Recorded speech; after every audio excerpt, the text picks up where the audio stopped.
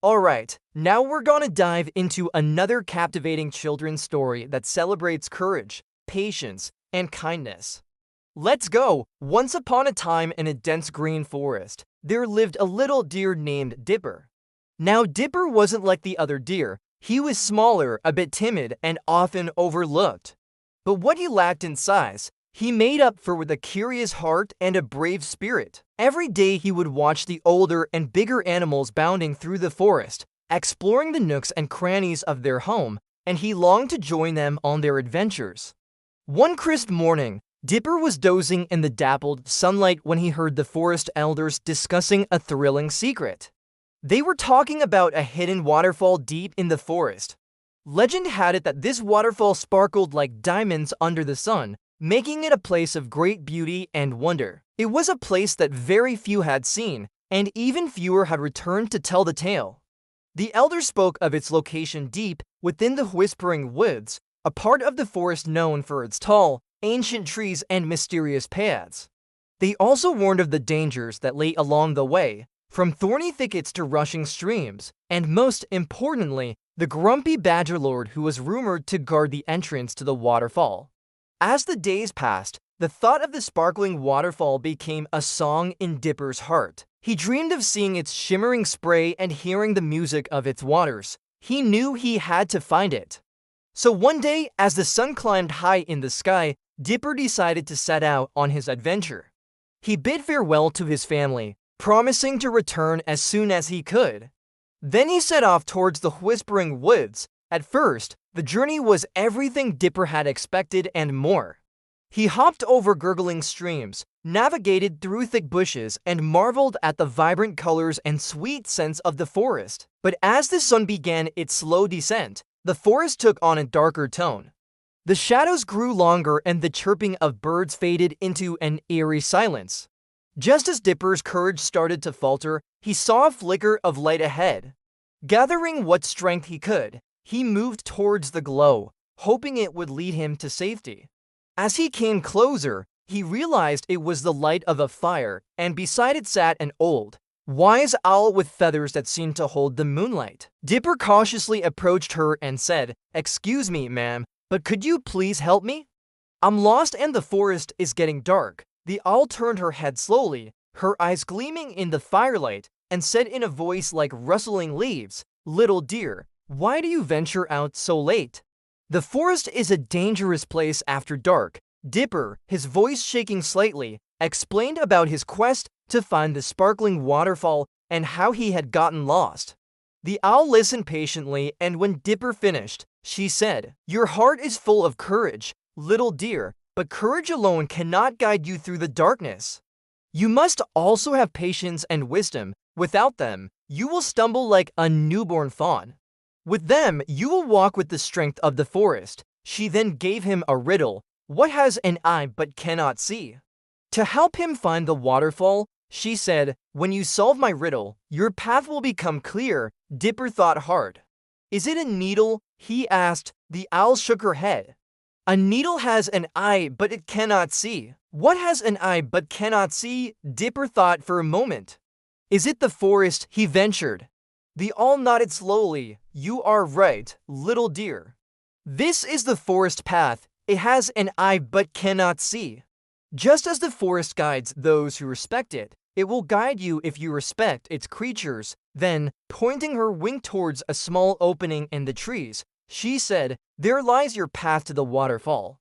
Go now, little dear, and may your journey be filled with wisdom and patience." With a grateful nod, Dipper stepped into the opening and disappeared into the trees. Following the winding path, Dipper found himself a clearing bathed in soft moonlight. There in the distance, he saw it, the sparkling waterfall. Its waters cascaded down the rocks, throwing tiny diamonds of light into the air. The sight was so magical that Dipper stood mesmerized, forgetting all about the danger. Suddenly, a voice boomed, "Who's there?" Startled, Dipper turned to see a large badger standing before him. His teeth were bared in a snarl and his eyes flashed like embers in the darkness. "Who are you?" demanded the badger. "I'm sorry, Mr. Badger, but I didn't mean to intrude," stared Dipper. I just wanted to see the beautiful waterfall. The badger crossed his arms, his gaze fixed on Dipper. So you have come all this way to see the waterfall, little dear, he said. But do you know that only those who are worthy are allowed to see its beauty? I don't understand, said Dipper. Well, then I shall test you, said the badger. Answer my riddles and you may pass. But if you fail, I shall chase you away. Taking a deep breath, Dipper nodded in acceptance. The badger lord posed his first riddle. I have cities, but no houses. I have mountains, but no trees. I have water, but no fish. What am I? Dipper thought hard. He considered what he had seen on his journey. The towering trees that looked like mountains, the babbling brooks that had no fish because of the fast currents. Could it be, are you a map, sir? He asked. The badger lord nodded. You are correct, little dear. But my riddles are not yet over. This next one is my favorite. What has hands but cannot clap? Dipper pondered again. He thought of the clock tower in the village square with its long, sweeping hands. Is it the clock, sir? He asked. The badger grunted. Indeed, it is the clock. But there is one last test. He leaned closer to Dipper and whispered, if you pass this final riddle, you may have your prize, little dear. But fail, and I shall banish you from the whispering woods forever. Are you ready? Dipper swallowed his fear and nodded, ready to face his final challenge. The badger asked, I am always coming but never arrive. I am always near but also far away. I am always present but never here. What am I? Dipper thought, trying to make sense of these cryptic words. He thought of the sun that seemed to come and go each day, always near on the horizon, yet never truly arriving. Is it the sun, sir? He asked. The badger let out a hearty laugh. Well done, little dear. You have passed my riddles and shown great wisdom. You may have your prize. Stepping aside, he gestured towards the sparkling waterfall. Thank you, Mr. Badger, said Dipper. He approached the waterfall, drank its sparkling water, and basked in the beauty of its spray. It was even more magnificent up close. After a while, as the moon climbed higher in the sky, Dipper knew it was time to return. Saying goodbye to the waterfall, he retraced his steps, eager to share his adventure with his family. Along the way, he helped a lost rabbit find its burrow and guided a family of field mice away from a sleeping owl.